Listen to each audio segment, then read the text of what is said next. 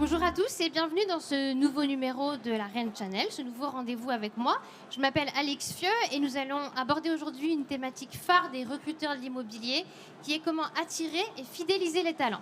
Alors pour nourrir la réflexion sur le sujet, j'ai le plaisir d'accueillir 4 invités fantastiques que je vais vous présenter rapidement. Monsieur Loïc Quentin, bonjour. Vous venez d'être élu, Bonjour.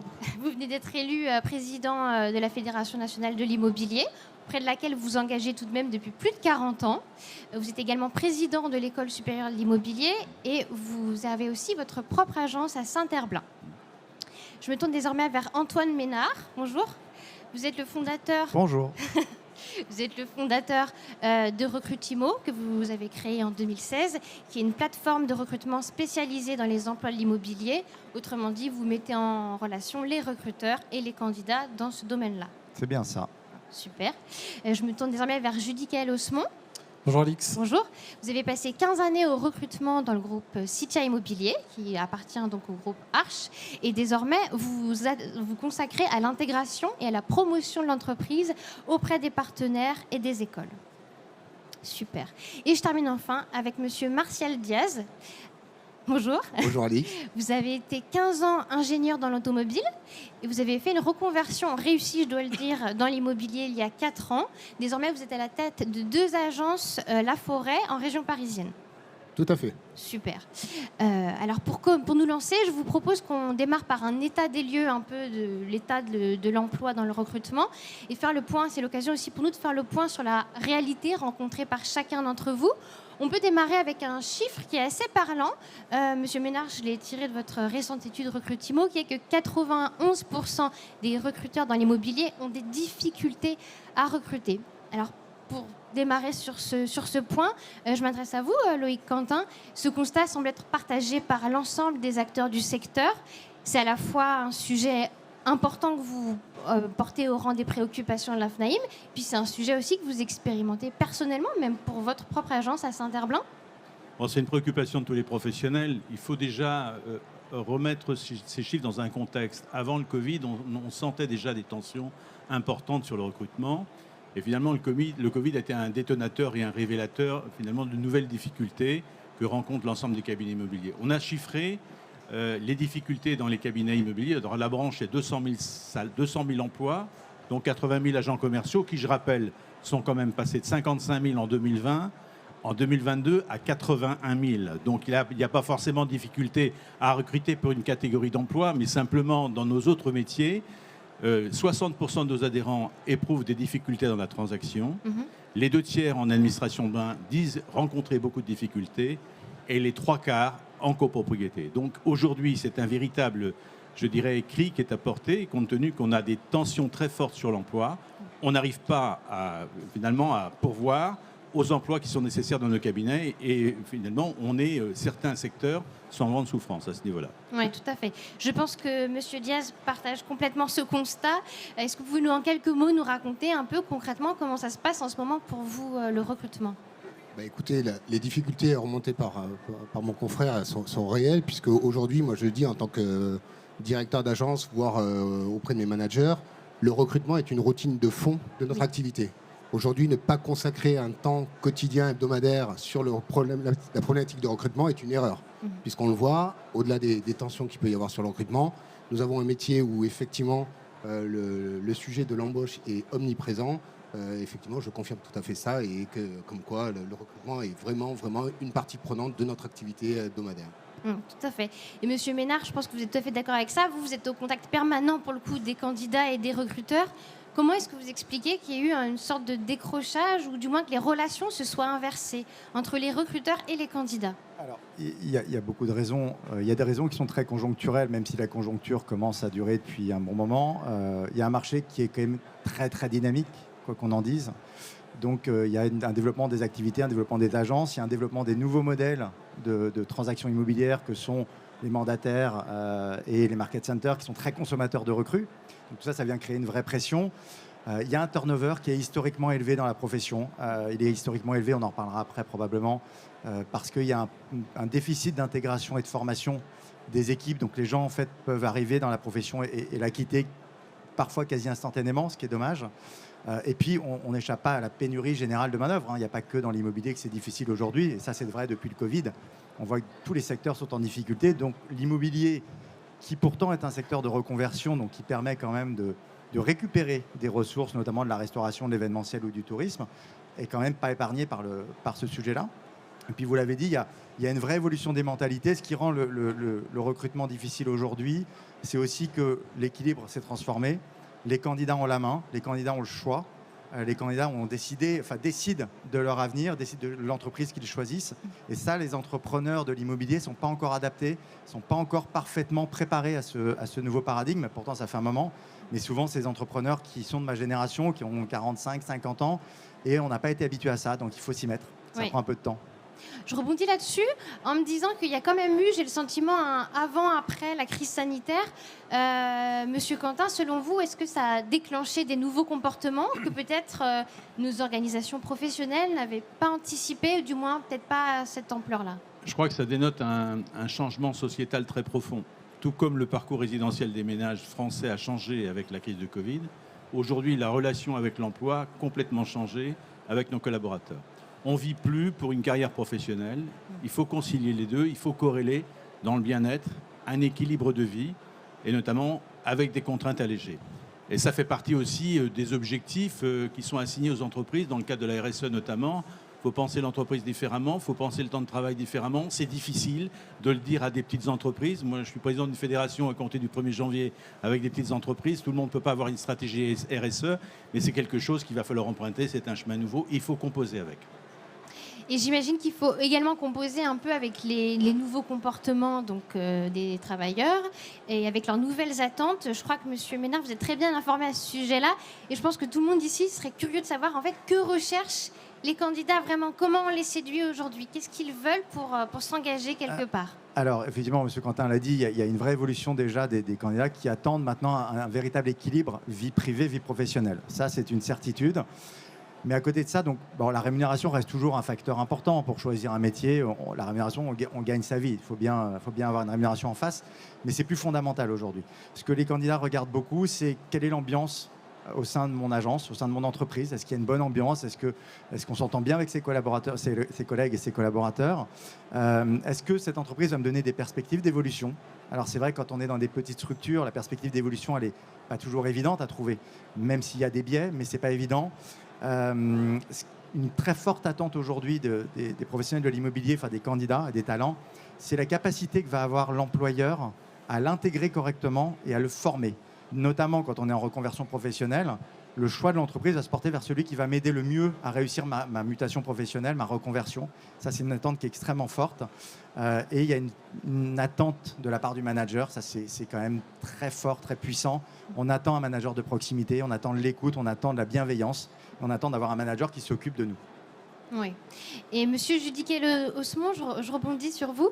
L'attractivité des employeurs, est-ce qu'elle est en berne ou c'est la captation des candidats qui n'est pas optimale?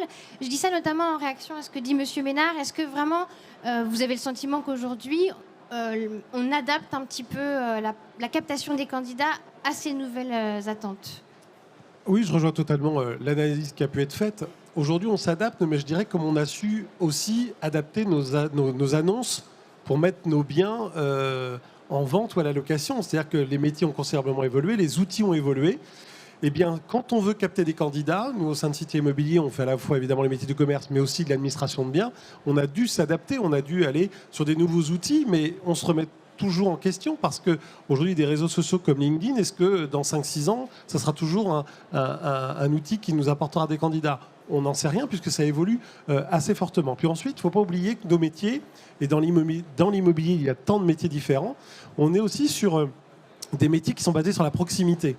Et donc, certains candidats peuvent parfois avoir quelques freins de ne pas aller vers ces métiers-là parce qu'en effet, on aura un client en face tout le temps. Donc, il faut avoir cette capacité aujourd'hui de bien le gérer. On parlait tout à l'heure des métiers de la gestion de copropriété.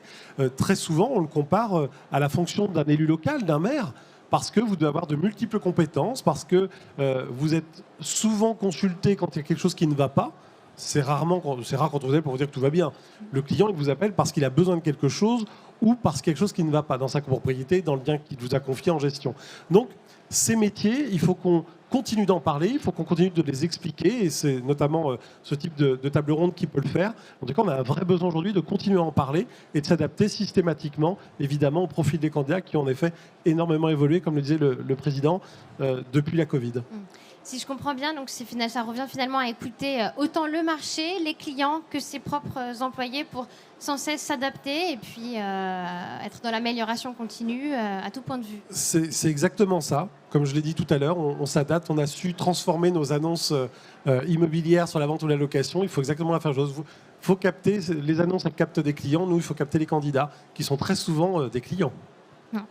Je comprends tout à fait. Et en plus, ça me permet aussi de faire le lien, puisque vous travaillez à la promotion de l'entreprise.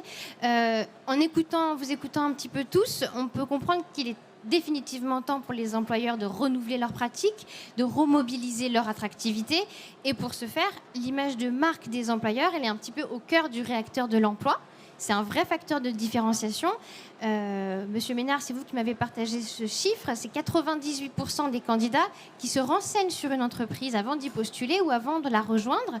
Monsieur Ménard, vous prévenez que ce n'est plus aux candidats de se faire remarquer, de retenir l'attention, mais c'est l'inverse en fait. Maintenant, c'est les entreprises qui doivent se faire voir. Oui, tout à fait. C'est vraiment, ce paradigme a complètement changé par rapport à il y a une vingtaine d'années. C'est-à-dire qu'auparavant, quand on était candidat, il fallait se renseigner sur l'entreprise pour montrer sa motivation à l'employeur et avoir une chance de décrocher un emploi.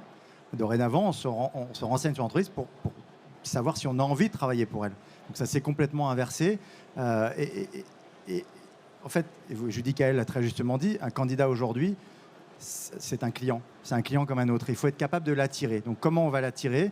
On va utiliser des outils de marque employeur. On va déjà mettre en place des actions, un management, des valeurs, une proximité de management, on l'a dit.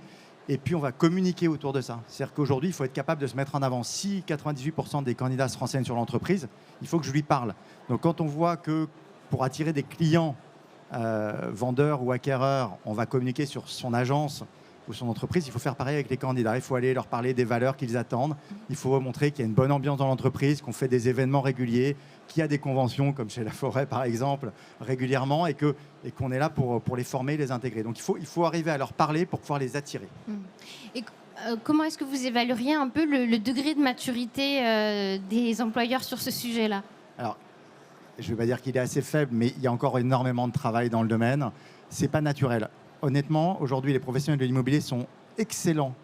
Mais excellents quand il s'agit d'attirer des clients. Le discours est bon, les outils utilisés sont bons, les outils mis à disposition sont excellents. Et quand on leur parle de faire la même chose pour le candidat, ils l'entendent. On leur dit, on leur explique, ils nous le disent oui, mais en fait, ils ne le font pas. Oui. Donc, il y a un vrai travail à mener là-dessus. D'accord. Autrement dit, mettre autant d'énergie à retenir les talents qu'on le fait pour les clients. D'énergie et d'argent, oui. Ouais. D'accord. Oui, de l'argent aussi. Vous me disiez, je crois que le budget de recrutement des recruteurs est très faible. Alors, en fait, quand on fait notre étude, il y a près de 50% des recruteurs, donc ils disent pourtant avoir des difficultés à recruter, qui ne mettent pas un seul euro dans le recrutement. Donc, c'est difficile de recruter quand on n'utilise pas les outils qui vont avec. Oui. Monsieur Martial Diaz, quand vous êtes lancé dans l'immobilier, est-ce que vous aviez conscience que le fait de développer votre image de marque, bon, vous êtes sous l'enseigne La Forêt, mais le fait de développer une image de marque employeur, ça allait être si décisif pour répondre à vos objectifs de recrutement? Et je le dis également avec un aspect de proximité, puisque c'est ça en fait, recruter dans votre région. Alors, pas du tout, parce que précédemment, donc, j'étais chef d'entreprise d'une société plus à vocation industrielle, donc je gérais d'autres profils de collaborateurs. Et certes, le recrutement était déjà quelque chose d'assez prégnant dans notre activité, puisqu'on cherchait des spécificités bien particulières. En venant dans l'immobilier, j'ai vu qu'effectivement, comme disait Antoine, la marque employeur va être de plus en plus présente, des collaborateurs qui vont savoir l'état d'esprit de l'équipe, l'ambiance dans l'équipe, etc., etc. Tous les événements que va pouvoir mettre en place l'entreprise sont de plus en plus importants. Et effectivement, cette marque est quelque chose qui va être de plus en plus importante dans notre métier. Aujourd'hui, comme disait M. Titia, on va avoir fait beaucoup d'innovations dans la partie métier, vente, transactions, etc., etc. Mais on devient aussi très, très, très innovant maintenant dans la partie recrutement, puisqu'il faut savoir être sexy, je dirais, vis-à-vis des futurs collaborateurs. Et à titre d'exemple, ce que je ne faisais pas avant dans ma vie d'industriel, c'est que l'une des questions que je pose maintenant à l'ensemble des personnes que je reçois en entretien, c'est qu'est-ce que vous attendez de moi en tant que patron ? C'est-à-dire qu'on est vraiment dans une relation bilatérale. On a fini l'ère du patron-employé. On est vraiment dans une relation de confiance, un contrat de mariage, entre guillemets, où on a bien pris en compte la nécessité à ce que notre collaborateur soit heureux chez nous. Ça passe par la rémunération, mais ça passe par un tout tas d'autres outils que nous, on va mettre à leur disposition. Et bien entendu, le bien-être en fait partie. Ça signifie qu'il n'y a plus vraiment ce rapport de force auquel on était tous un peu habitués entre recruteurs et candidats, mais là vraiment, on se met tous sur un pied d'égalité et chacun doit trouver son compte, à la fois le recruteur et le candidat. C'est un petit peu ça ? Tout à fait. On n'est plus dans une relation patron-employé, on est vraiment dans une relation d'équipe. On le dit tout le temps, l'esprit d'équipe dans notre agence, moi je parle au niveau d'une agence, est vraiment primordial parce que c'est un petit peu le ciment qui va certainement développer notre performance. Oui, super. Monsieur Osmond, vous travaillez à la promotion de l'entreprise, comme je l'ai dit. Est-ce que vous avez le sentiment que l'effort publicitaire doit être encore plus exacerbé avec ces difficultés de recrutement quand vous allez par exemple auprès de vos partenaires, auprès des écoles? Est-ce que vous sentez que la réceptivité est différente, qu'il faut en faire plus pour séduire? Il faut certainement en faire plus, mais il faut parfois aller sur des choses très simples. Moi, l'un de mes rôles au sein de Citia, dans mes fonctions notamment, c'est de travailler avec les écoles. Vous allez rencontrer des étudiants qui intègrent un BTS profession immobilière. Donc évidemment, toutes les entreprises y passent pour présenter leur société, ce qui est logique. Est-ce qu'ils vont faire un choix? Je ne sais pas. Par contre, on peut proposer d'autres outils. Nous, on s'y intéresse différemment. C'est-à-dire qu'on leur dispense des formations sur réussir son entretien. Pourquoi? Parce qu'on va créer un premier contact avec eux, on va les former, ensuite on va les revoir 2-3 mois plus tard pour des cas pratiques, ensuite on va les recevoir en stage et on va les emmener avec nous dans une aventure pour qu'ils postulent notamment sur un bachelor qui soit alternant chez nous. C'est la raison pour laquelle on a mis également en place des classes dédiées avec les grands noms au sein des écoles en termes d'immobilier, c'est l'IMSI, ça peut être l'ESPI, mais sur des parcours dédiés qui sont spécifiques, là où vraiment on va pouvoir suivre l'alternant du début de son parcours à la fin de son parcours, avec des moments forts au sein de nos agences Citia. Et puis également, on va les emmener et leur faire découvrir aussi tous les métiers. Parce que quand ils arrivent en BTS ou en bachelor, très souvent, si vous... Dans une classe, vous dites aux étudiants de lever le doigt pour ceux qui vont aller en copropriété. Normalement, vous en avez un ou deux qui se risquent à le faire. Et puis, au-delà, et au fur et à mesure où ils apprennent chez nous, eh bien, tout compte fait, il y en a beaucoup plus qui se dirigeront vers ce métier à la fin de leur cursus. Donc, ce sont des actions parfois très simples qui, au-delà de tout ce qui a été dit, évidemment, sont nécessaires. Mais parfois, simplement dans les écoles, simplement ce contact extrêmement simple, ça vous amène quelques candidats. Tout à fait. Je me tourne maintenant vers vous, Monsieur Quentin. Vous allez prendre vos fonctions de président de la FNAIM le 1er janvier prochain. Comment est-ce que vous, et la FNAIM en général, se préparent à renforcer la communication à opérer en faveur des métiers de l'immobilier? Alors c'est vrai que tous nos métiers ont un déficit de communication. Je pense à un métier comme le syndic de copropriété, qui est souvent la cible à la fois des médias, voire même du législateur en permanence. C'est un métier qui est mal connu, qui est méconnu. Y compris l'administrateur de biens. Je pense que quand je vois les parts de marché détenues par les administrateurs de biens qui ne sont que de 40%, on a effectivement une autoroute devant nous en développement. Alors, comment y arriver? Je crois que, avant tout, il faut se poser un moment et regarder quelles sont les formations diplômantes au métier de l'immobilier. La dernière révolution qui a eu lieu, c'est le BTS en 1995. 27 ans, depuis, on n'a rien fait. Ou si peu de choses. Quelques licences dans des universités avec des initiatives qui ont été prises, qui se développent de plus en plus. Mais aussi, on peut imaginer, puisque l'université aujourd'hui peut avoir un partenariat public-privé, on peut très bien aussi imaginer de propulser, d'initier beaucoup plus de licences professionnelles. J'ai enseigné à l'ICH pendant longtemps. Je peux vous dire, quand on est diplômé ICH, on n'est pas professionnel de l'immobilier. On n'est ni agent immobilier, ni administrateur de biens, ni syndic de copropriété. Il faut effectivement avoir une version qualifiante et adaptée à l'entreprise. Moi, je suis pour le stage en entreprise obligatoire après une formation diplômante pour finalement répondre à la notion de titre d'agent immobilier, d'administrateur de biens, syndic de copropriété. Alors, il y a un grand combat là-dessus. Je crois que parce qu'il n'y a pas uniquement la fonction managériale qui est importante. Dans tous les cas, alors on parle de la marque de l'entreprise. Moi, ce que je constate aujourd'hui, c'est quand même assez inquiétant de voir que nos collaborateurs et les collaborateurs de toute une grande ville font déjà un benchmark des cabinets vers lesquels il faut aller. Il y a des cabinets qui sont boudés. il y a des cabinets qui sont écartés. Et aujourd'hui, la bataille de l'emploi elle se situe là. Donc ce qui exige aux entreprises d'avoir une image, d'avoir une conformité, de s'adapter, beaucoup de souplesse, et être aussi innovant, notamment dans le management et dans le confort apporté aux collaborateurs de l'entreprise. Donc si je comprends bien, pour vous reprendre un petit peu vos mots, il est nécessaire de repenser les formations de façon à ce que ce soit plus pertinente. La formation initiale, la formation continue. La formation continue, on l'a au travers des titulaires de cartes, les collaborateurs habilités. On n'a toujours pas de décret de formation sur les collaborateurs habilités. On va peut-être l'avoir dans les prochains mois, on l'espère. Ça fait que 8 ans qu'on attend. Mais il est vrai que la formation initiale doit être repensée. Je pense que même les formations de master ne sont pas assez professionnalisantes. Elles doivent être portées, soit on peut imaginer portées par des groupes, peu importe, mais dans tous les cas, il faut professionnaliser la profession. Et puis on prend par exemple la comptabilité. Je prends une ville comme Nantes, il nous manque 350 comptables. Et 350 comptables, tout secteur confondu. Pourquoi ? Parce que l'Ordre des experts comptables a oublié à uniquement former des gens à l'audit et non pas au métier lui-même. Et bien alors que nous, dans les cabinets de copropriété, pour former un comptable, et aujourd'hui, avec les exigences réglementaires, l'empilement des tâches que l'on fait, on est débordé, il nous faut 1 an pour former un comptable. Alors là-dessus, il faut des méthodes. À la FNM, on a introduit l'école des métiers dans les territoires. Formation, c'est des stages courts, 3 mois, diplômants, avec le concours de Pôle emploi. Et ça, c'est une façon d'accompagner un jeune comptable qui veut se former à la comptabilité en copropriété. On lui permet de se propulser, ou une assistante en tant que gestionnaire. Il faut trouver des moyens innovants parce que je pense qu'on est à la traîne dans la formation.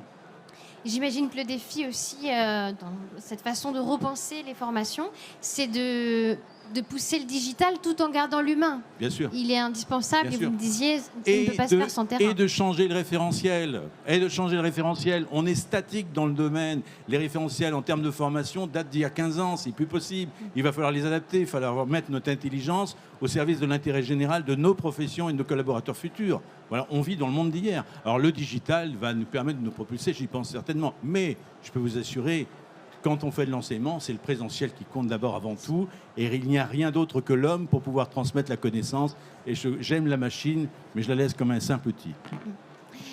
Toujours à propos de la formation, après l'attractivité, il y a la fidélisation. Et force est de constater qu'une bonne intégration, une bonne formation, c'est des caractéristiques déterminantes pour fidéliser les employés. Pour preuve, il y a 95% des candidats interrogés qui déclarent qu'ils ont de fortes attentes en termes d'accompagnement, de disponibilité de leur manager. C'est ce que vous disiez tout à l'heure, Antoine. Et ils ont aussi de fortes attentes en termes de formation aux méthodes de travail. Et pourtant, il y a encore 1/3 des collaborateurs qui quittent l'entreprise durant même la période d'essai. Donc, je rebondis exactement sur ce que dit M. Quentin. Il faut aller plus loin dans l'intégration, dans la formation, parce qu'aujourd'hui, ils sont peut-être encore un peu délaissés. Oui, alors là aussi, quand on interroge les candidats, c'est assez édifiant, puisque alors, déjà 80% des personnes qui sont embauchées ont une formation qui dure moins d'1 mois. Déjà, moi, je trouve qu'1 mois, ça devrait être un minimum, mais à la limite. Mais au-delà de ça, c'est 42% des gens qui ont une formation inférieure à 1 semaine. Donc je ne vois pas comment on peut réussir dans un métier qui, comme vous l'avez très justement dit, c'est un métier que tout le monde peut faire si on a un bon savoir-être, si on a une puissance de travail, c'est vrai, mais si on est bien accompagné et bien formé. Moi, c'est un métier qui, on traite d'urbanisme, on traite de copropriété, on traite de commercial, d'humain, de fiscalité. Enfin, on parle de tellement de choses qu'il faut au minimum être présent. Et vous parliez tout à l'heure de formation digitale. Formation digitale, c'est très bien en support, mais ce n'est pas suffisant. C'est un métier qui s'apprend sur le terrain, c'est un métier qui s'apprend parce qu'on a un manager à côté de soi, c'est un métier qui s'apprend parce qu'on a des collègues qui ont fait des bêtises et qui nous les font partager. J'en ai fait, je fais partie à tous mes collaborateurs. Et donc aujourd'hui, dire que j'intègre quelqu'un quand je lui fais faire 1 semaine de formation, il n'y a pas de secret, c'est pas pour rien que un tiers des personnes s'en vont en période d'essai. Je l'ai moi-même fait avec une collaboratrice et je m'en veux encore, mais c'est injuste. Recruter des gens sans les former, on a mis tellement d'énergie, potentiellement de l'argent à les recruter, et après on perd tout en l'espace d'une semaine, 2 semaines, 3 semaines, 1 mois.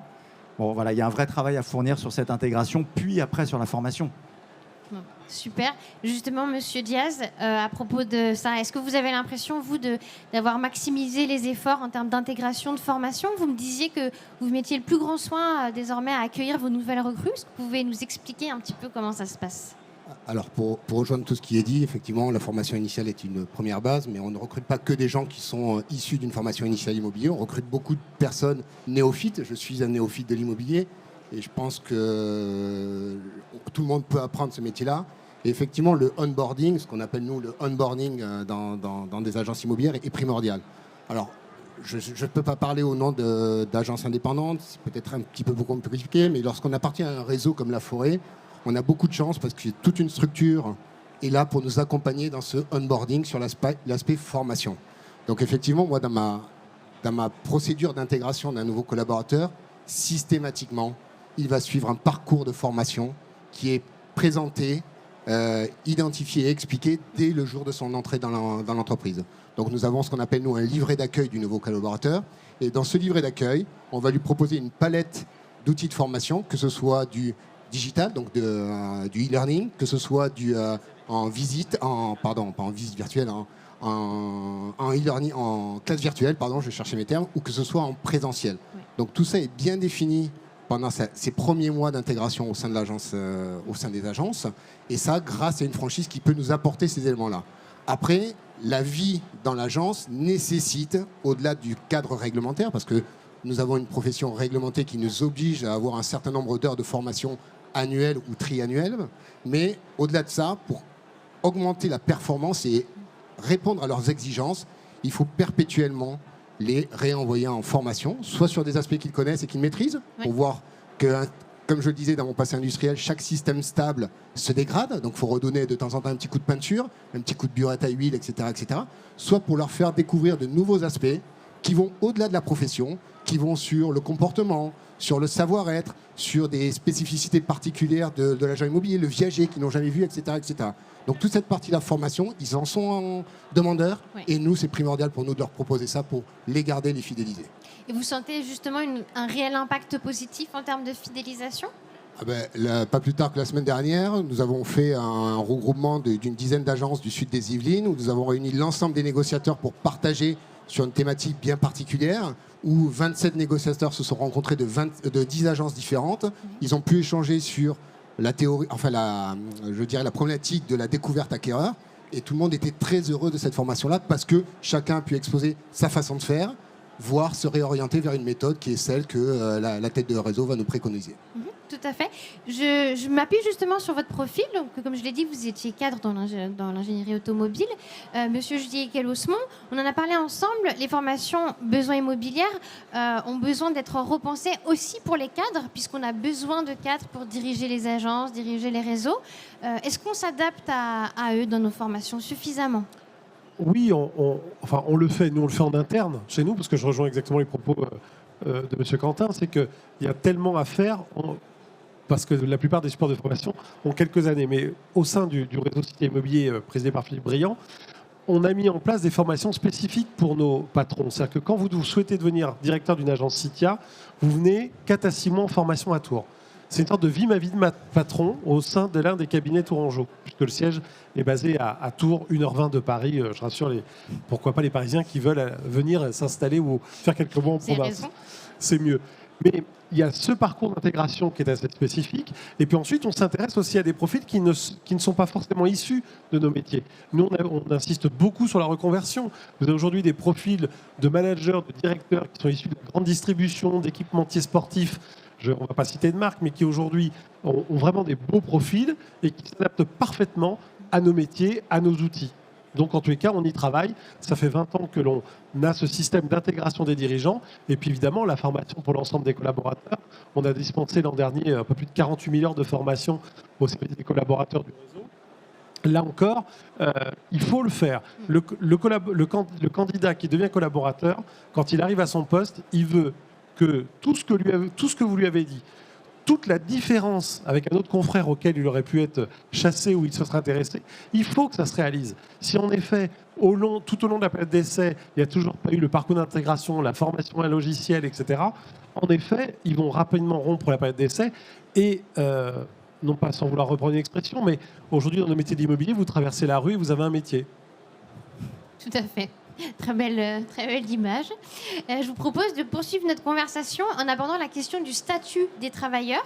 C'est un élément qui compte dans le mode de recrutement que choisissent les entreprises. Je crois qu'il y a une petite moitié qui choisit de recruter uniquement les indépendants, tandis que la grosse moitié l'autre moitié préfère des recrutements en salariés. Monsieur Ménard, selon vous, en quoi le statut souvent précaire des collaborateurs impacte leur embauche ? Alors déjà, il y a une chose à préciser, c'est de ne pas diaboliser le statut d'indépendant. C'est-à-dire que indépendant ne veut pas dire précarité. Oui. Ça, c'est déjà un premier point qui est important. La difficulté qu'il y a, à mon sens, c'est l'approche qu'on peut avoir en tant que professionnel de l'immobilier du statut d'indépendant. Il arrive, et fréquemment, que le statut soit choisi pour des mauvaises raisons.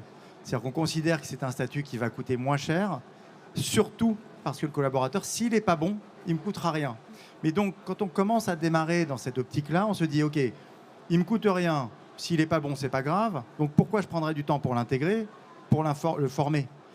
Alors que quand on est en salarié, on voit bien qu'on est plus impacté financièrement, donc on s'implique plus pour sa réussite. Donc je pense que c'est peut-être l'approche du statut qui n'est pas forcément la bonne au démarrage. Donc il faut choisir de prendre un indépendant pour les bonnes raisons.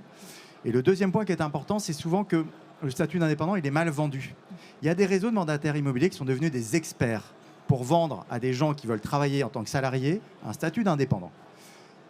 Les professionnels de l'immobilier plus classiques ont vraiment du mal à vendre le statut d'indépendant. Ils ont du mal à comprendre le candidat. Quelles sont ses craintes? Quelles sont ses attentes? Qu'est-ce qui fait qu'il n'irait pas vers le statut d'indépendant? Et comment je vais le convaincre que ces craintes c'est une erreur et qu'on peut les contrer facilement? Et donc, je pense qu'il y a un vrai travail de vente du statut d'indépendant. Quand on veut recruter en indépendant, il y a un vrai travail à faire sur cette approche du candidat et cette vente du statut. Une fois qu'on a fait ça, on va faciliter le recrutement. Mais c'est vrai qu'on l'a dit, il y a une moitié de professionnels qui recrutent qu'en indépendant, mais il y a une évolution, parce qu'ils se rendent compte que c'est de plus en plus difficile. Et aujourd'hui, ils sont en train de se dire, OK, je vais peut-être revoir un peu ma copie, et si j'ai un bon profil, mais qui veut être salarié, je vais peut-être l'embaucher en tant que salarié. Donc il y a une véritable évolution.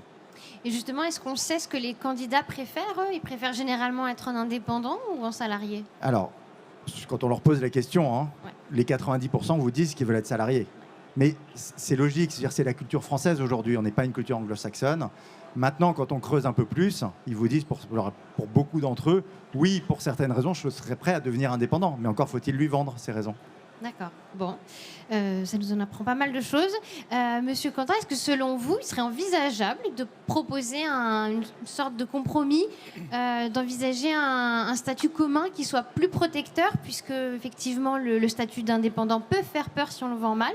Est-ce que ce serait envisageable un statut commun plus protecteur? Alors je pense que c'est vraiment indispensable. D'abord, le statut indépendant a toujours existé. Il y a 50 ans qu'il existe. Il existera encore. Maintenant, il s'est quand même développé depuis quelques années et c'est là qu'est l'inquiétude. 4000 indépendants il y a 10 ans. On est passé à 55 000 en 2020, 81 000 aujourd'hui. Moi, j'ai le vertige. On a une crise de l'emploi, on ne trouve pas de collaborateurs. Là, effectivement, l'immobilier apparaît quelque chose de très facile à exercer. C'est un métier, c'est l'Eldorado quand on voit effectivement cette évolution. Moi, je voudrais dire quand même et rappeler les fondamentaux. L'immobilier est un métier compliqué, complexe. Si aujourd'hui, hier, il a laissé place à des facilités, finalement, d'exercer ce métier, demain, l'environnement économique obligera d'avoir un autre comportement avec ce métier. La formation est essentielle. On ne vend pas de l'immobilier en étant uniquement un ouvreur de porte. L'immobilier, ça exige de la compétence, de la formation permanente. Il ne faut pas laisser cette image-là. Alors qu'on soit indépendant ou salarié, ce n'est pas le sujet. Moi, j'ai connu des indépendants, des vendeurs de fonds de commerce, de pharmacie qui excellaient, qui vivaient bien, qui vivaient mieux que des chefs d'entreprise parce que c'était des experts. Et ce n'est pas le statut qui importe. Moi, ce que je regarde, c'est finalement la stabilité du poste. On voit beaucoup de mandataires indépendants au bout de 2 ans qui n'existent plus. C'est quasiment 70% qui disparaissent au bout de 2 ans. Est-ce que c'est un statut protecteur? Aujourd'hui, quant à la modèle salarial, avec une obligation pour le chef d'entreprise d'avoir une stratégie RSE, on a une prévoyance, on a une mutuelle, on n'a rien pour un agent commercial. Messieurs, on vit en 2022. Ce statut, moi, j'envisage de le réformer et de faire une proposition en ce sens pour apporter de la sécurité. On n'est plus dans le droit du travail du 19e siècle. Je crois qu'il faut apporter cette sécurité, peu importe le modèle, mais il faut vivre et aussi sécuriser et être conforme à tout ce qu'on a dit en introduction à ce débat. Non. Monsieur Haussmann, est-ce que vous souhaitez réagir face à cette question-là? Alors, nous, on a très peu. Alors, évidemment, on a très peu d'agents. On a juste une filiale où on a des agents indépendants. Sur le reste, tous les collaborateurs de Citia sont salariés. La seule chose aujourd'hui que souhaite notre président, c'est qu'on fasse le minimum de CDD. Et à la limite, s'il y a un CDD, il doit pouvoir très rapidement se transformer en CDI. Il n'y a que de cette façon-là que vous recrutez, que vous fidélisez. D'accord. Monsieur Martial, vous recrutez plutôt en indépendant ou en salarié? Alors, pour parler des indépendants, je serais un petit peu mal placé parce que tous mes collaborateurs sont salariés. Alors, pour quelle raison? C'est historique. J'ai souvent eu des salariés plutôt que des indépendants. J'ai très rarement eu des indépendants.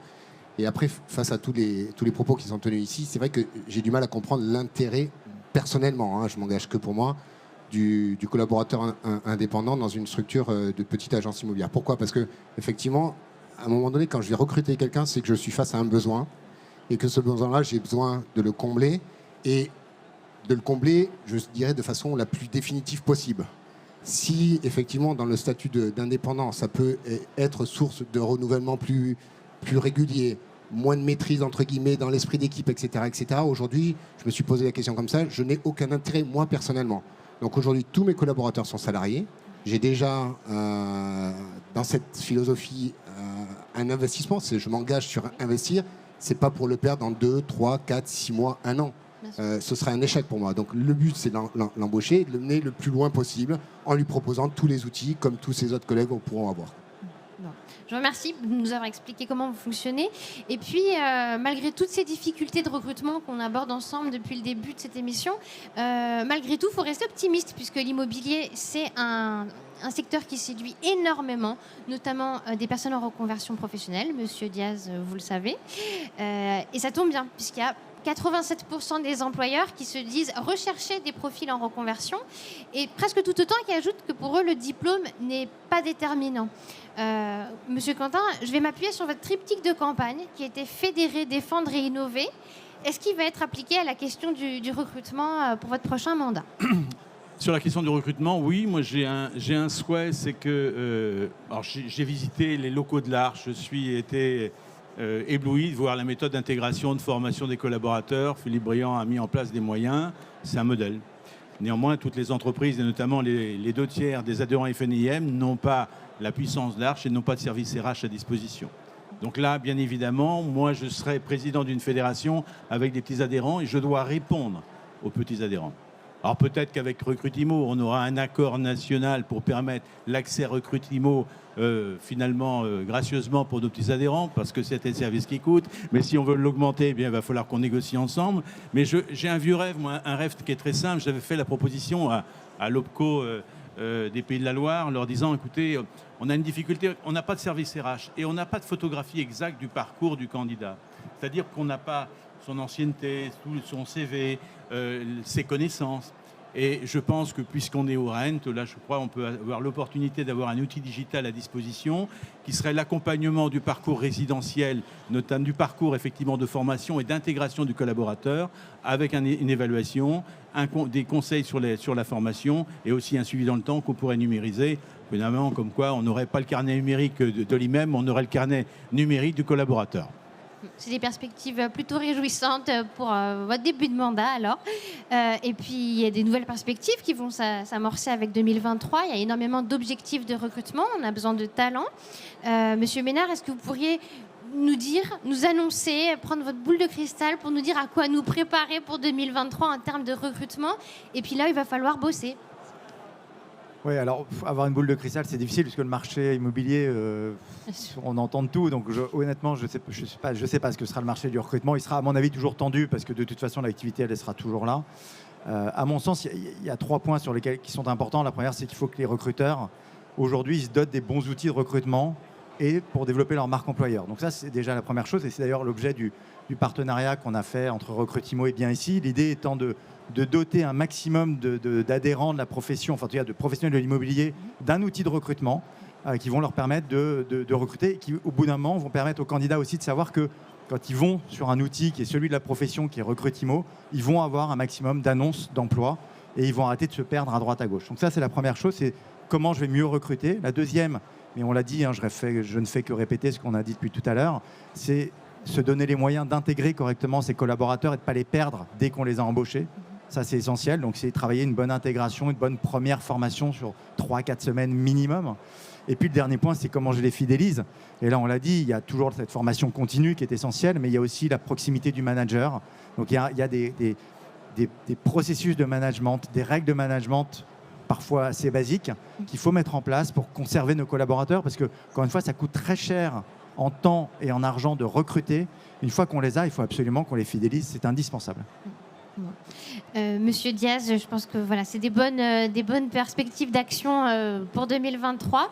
Vous, est-ce que vous avez l'intention d'adapter un peu votre discours ou votre offre pour répondre à vos objectifs de recrutement ?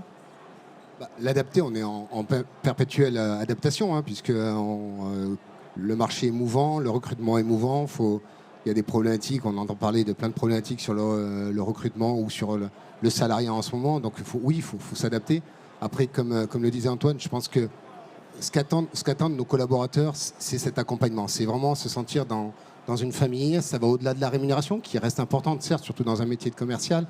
Mais c'est vraiment d'être serein et que nous, patrons, que le marché soit bon, que le marché se tende un petit peu, on soit là pour les rassurer. Et pour les rassurer, c'est les actes de management qu'on va faire, c'est-à-dire effectivement régulièrement les rencontrer, inscrire ça sur nos tablettes, sur nos agendas. Tous les mois, on les rencontre, tous les mois, on fait un point avec eux, leurs difficultés, leurs attentes, etc., pour que justement, il y ait cette relation. Je ne vais pas dire d'un père avec ses enfants, parce qu'on n'est plus dans ce genre de relation-là, mais vraiment dans une relation saine et sereine pour l'avenir. Ils ont besoin de se projeter, ils ont besoin d'être assurés. S'ils ne le sont pas, comment vont-ils pouvoir vendre auprès de nos clients à nous et rassurer également nos clients. Donc si je n'ai pas des collaborateurs engagés et satisfaits, sereins, je pense que mes clients le ressentiront forcément. Oui, bien sûr. Et Monsieur Haussmann, j'imagine que vos perspectives sont à peu près similaires pour 2023. Quelle est un peu votre feuille de route pour répondre à vos objectifs de recrutement qui sont, je le crois, assez importants. Vous me disiez, on a 600 postes, 800 postes, voilà, pour 600 à 800 postes à pouvoir en permanence. La première chose, c'est que déjà, il faut rester optimiste, parce que si les entreprises ne le sont pas, on va avoir un peu de mal à avancer tous ensemble. Donc, il faut rester optimiste. Je crois qu'il faut profondément croire en la nature humaine, tout simplement, parce qu'au quotidien, qu'on soit chef d'entreprise, qu'on soit recruteur, qu'on soit aujourd'hui gestionnaire de copropriété avec ses équipes, avec son assistante, avec son comptable, les commerciaux, on a des talents extraordinaires que l'on croise tous les jours. Donc tout simplement, on est sur une belle profession, des beaux métiers. On s'occupe de l'une des premières préoccupations des Français, c'est le logement. Comment être triste quand vous vous occupez de la première préoccupation des Français? Non. Donc il faut vraiment avoir ce raisonnement. Je pense que aujourd'hui, les fédérations et syndicats professionnels sont sur ce rythme-là. Les écoles ont aussi envie d'évoluer. Et les entreprises, quelles que soient nos tailles, c'est vrai qu'on parlait évidemment des maisons qui peuvent être un groupe, aussi des franchisés. On a tous cette envie de continuer à bien avancer. Donc, d'abord parce qu'il s'agit aussi de notre réputation et que mieux on formera nos collaborateurs, plus les clients sont satisfaits et plus ils viendront vers des professionnels comme nous. Quand on citait tout à l'heure le nombre de copropriétés qui ne sont pas encore gérées par des professionnels, il y a un vrai sens sur ce chiffre. Donc, en tous les cas, c'est de l'optimisme. Et puis, aujourd'hui, il faut garder dans nos cabinets, City Immobilier, ça a été fondé il y a 30 ans par Philippe Briand.